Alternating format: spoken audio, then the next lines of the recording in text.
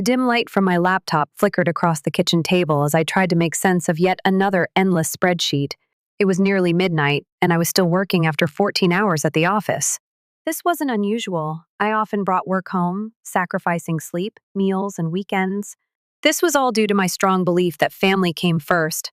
Always. As I was double-checking the Henderson portfolio, my phone buzzed on the table. I glanced down, and despite my exhaustion, a smile tugged at the corner of my lips. It was my little sister, Madison. I figured she was calling about our weekend plans, or maybe some help with her grad school thesis. "Hey, Maddie," I answered, my voice warm even though I could barely keep my eyes open. But there was no greeting, no voice.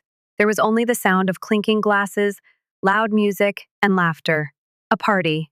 I was about to hang up, assuming it was a pocket dial, when I heard something that made my heart stop. "Can you believe Rachel still thinks she's helping us?" Madison's voice cut through the noise. Cold, clear, cruel.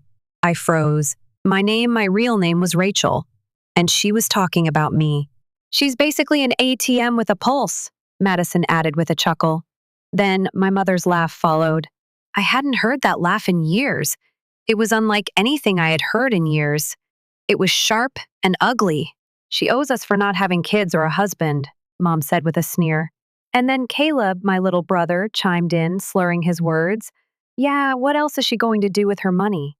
I sat there, stunned. Despite my heart pounding fiercely in my chest, my body remained motionless. My hand gripped the phone so tightly it hurt. I should have ended the call. I couldn't. They kept going, laughing, plotting.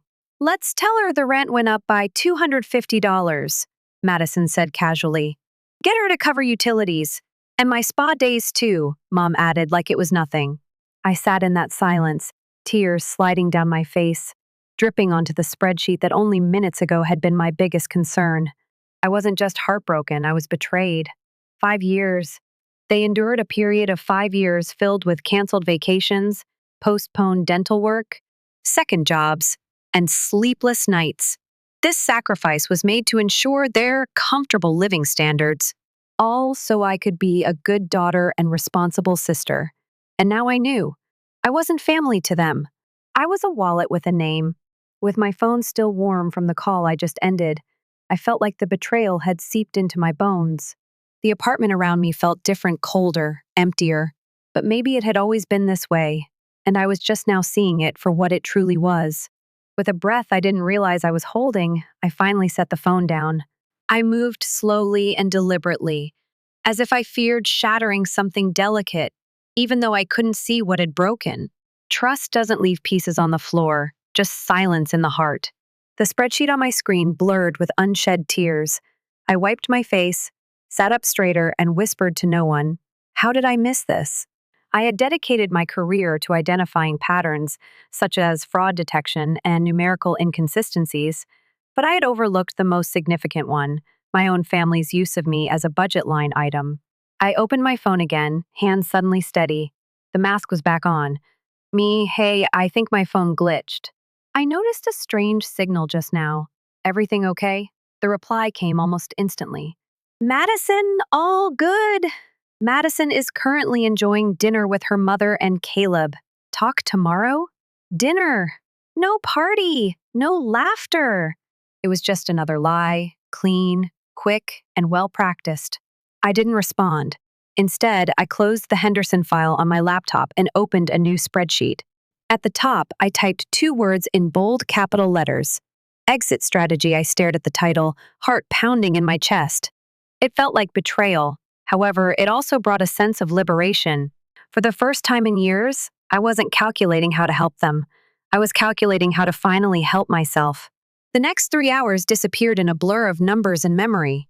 My dining table, once a place of warmth and quiet meals, was now buried beneath a mountain of bank statements, credit card summaries, and faded receipts. Each one told a story not of love, but of leverage.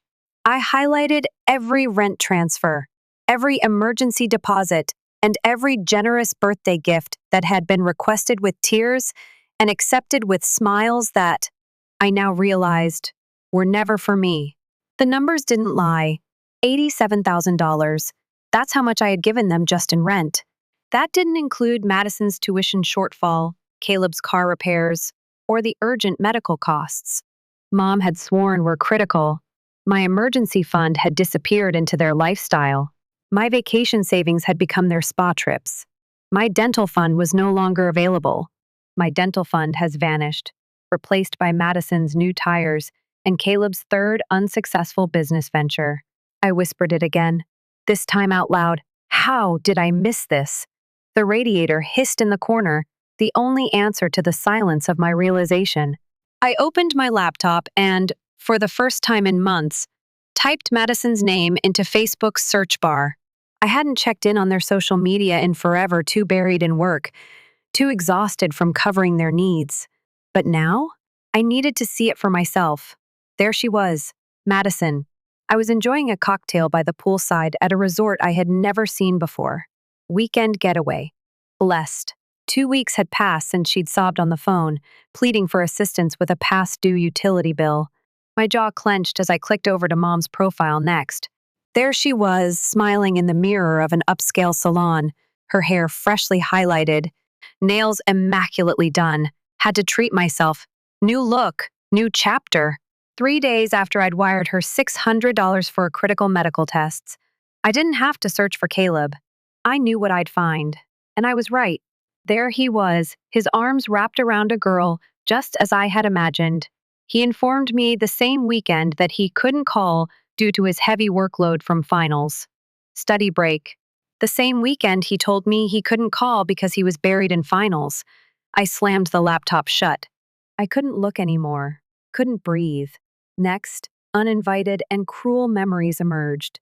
The trip to Maine was canceled. It was 5 years of sacrifice, wrapped in the illusion of love. The root canal I'd rescheduled twice. The weekends I spent bartending when Mom couldn't afford her medication. It was a period of 5 years during which I made sacrifices, all wrapped up in the illusion of love. It was a period of 5 years during which I gave, and they took without any feelings of shame or hesitation. And I had mistaken it all for family. When I finally managed to pull myself out of that wave of betrayal, I didn't rage. I didn't scream. I didn't even cry anymore. I simply moved. With a strange sense of focus, I reopened my laptop not for work, not for spreadsheets, but to start something entirely new. I clicked New Document and titled it something that sent a chill through me as it appeared.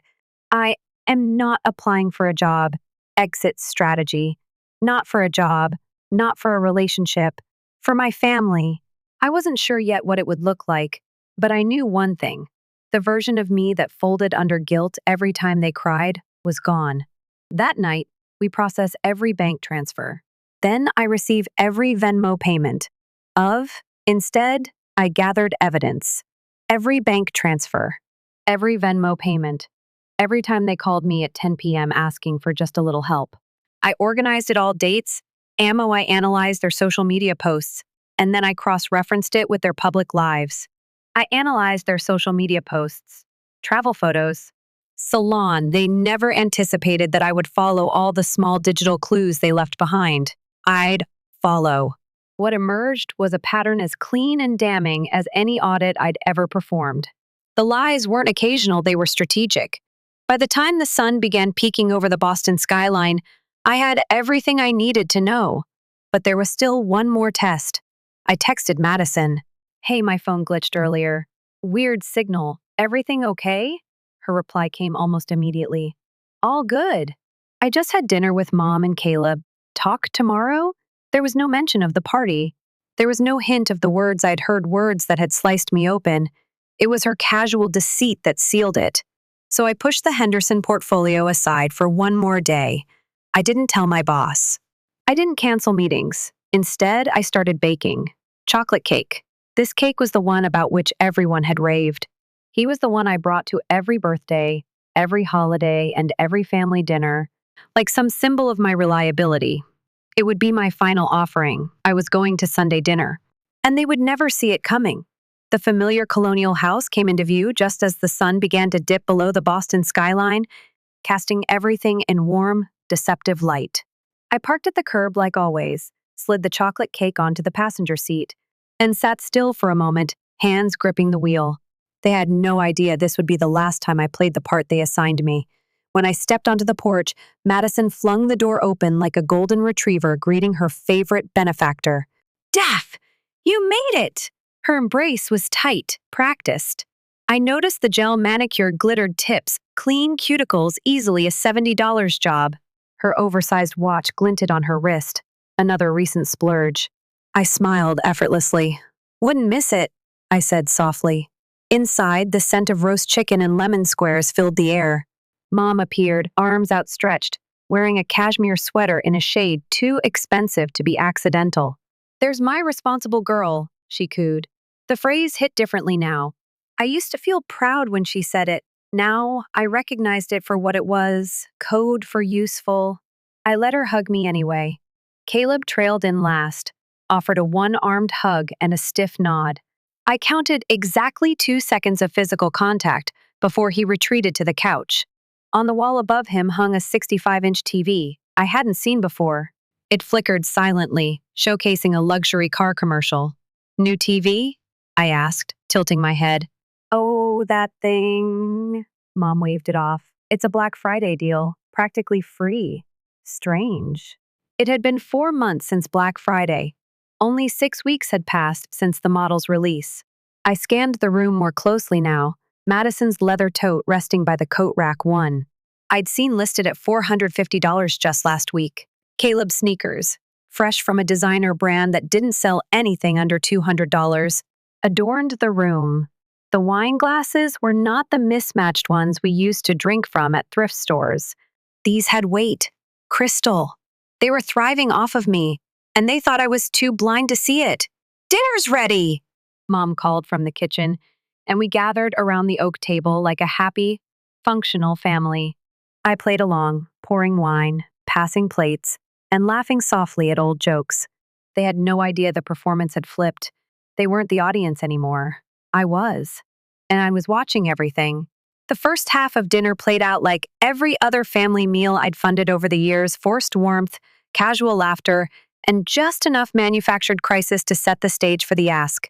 Mom waited until we'd carved the roast, sampled the lemon squares, and refilled our glasses with wine. I'd undoubtedly paid for. She placed her fork down delicately and sighed.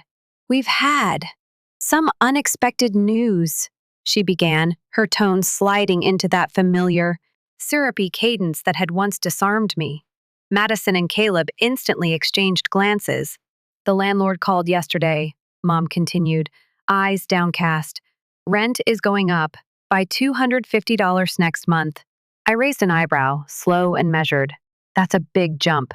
We're already stretched so thin, Madison chimed in, her voice carefully modulated to sound worried. I've taken on more research assistant hours, but it's barely helping. Caleb nodded solemnly, his designer hoodie belying his alleged struggle. I might have to pick up more delivery shifts, but my grades, the performance was flawless, the pacing, the expressions, the guilt. What they didn't know was I had already seen the landlord's official letter $50 increase, not $250, and I'd photographed Mom's latest spa receipts. I also took pictures of Caleb's winnings from Vegas, all logged, all time-stamped. I took a slow sip of wine, letting silence stretch long enough to see uncertainty flicker across Mom's face. We were wondering, she said cautiously, if you could cover the difference? Just for a while. 3 faces turned to me. 3 expectations, the trio practiced expressions of desperation. And I gave them what they wanted.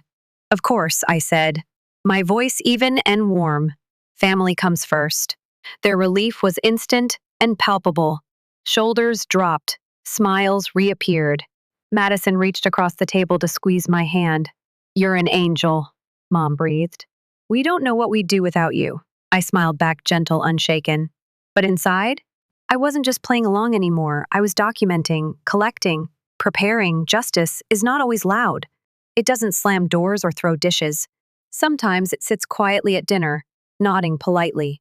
While planning the moment it walks away forever, I arrived at their house for the last time. I parked a block away and walked slowly up the familiar path, my hands steady despite the storm inside me. In my purse was a neatly organized manila folder. The folder contained bank statements, screenshots, and text messages. These documents provide evidence of each and every falsehood, every manipulation. The front door creaked open before I knocked. Mom's face appeared, drawn and strained. Madison hovered behind her, makeup smudged, a nervous flick in her eyes. Caleb stood in the living room, arms folded, his jaw clenched. On the coffee table, the eviction notice, red lettering. Panic seeped into the air like foul perfume. How could you do this to your own mother? Mom's voice cracked, desperation masquerading as outrage. I stepped inside, quiet, composed. She wore the same cashmere sweater I'd bought her last Christmas, the same one she claimed she needed help paying winter utility bills for. You'll make us homeless, Madison whispered, tears brimming like a well-practiced actress. Please, Daff. Caleb just glared. Real nice. Cut off your family. I didn't answer. Instead, I placed my purse down, took out my phone, and gently tapped play. The recording filled the room, clinking glasses, muffled laughter. Then Madison's voice. Can you believe Daphne still thinks she's helping us? Mom's laugh followed, cold and sharp. She's basically an ATM with a pulse. Caleb's slurred voice chimed in. She owes us. She has no children and no husband. What else is she going to do with her money? I let it play. Let every word hang in the air like smoke after a fire. Turn that off, Mom barked, lunging forward. I raised a single hand. She froze. No, I said. You're going to listen. I laid out the documents on the table. Rent records, bank transfers, spa receipts. Caleb's trip to Vegas was an unforgettable experience. Madison's passion for shopping is evident. I showed them the grand total, $87,452. Their eyes widened. It wasn't out of guilt, from fear. I lived in a one-bedroom apartment, I said, voice calm. Skipped dentist appointments, worked weekends. While you lied to my face and spent my money, you can't do this, Mom hissed. We're family. I smiled. Family? No, parasites. I placed my house key on the table with a soft final click. There will be no more support. There will be no more falsehoods. You have 2 weeks to vacate. We'll pay you back, Madison blurted. We just need, I shook my head. You had 5 years. You chose manipulation over love. Caleb stepped forward, eyes hard. So that's it? Are you just cutting us off? Yes, I replied. Completely. Mom's voice broke as I turned to leave. You'll regret this. I paused at the door, the weight lifting from my chest. I already did, I said quietly. But not anymore. I walked out without looking back. In the car, I took out my phone and deleted their contact information, each name disappearing one by one. And in that moment, it felt like reclaiming pieces of myself they'd chipped away at for years. Back home, I sat on my balcony, watching the city lights flicker like tiny promises. I am free from guilt. No more obligations. I will no longer pretend that love should cost me everything. Sometimes the most radical act of self-love is walking away. And finally, I had.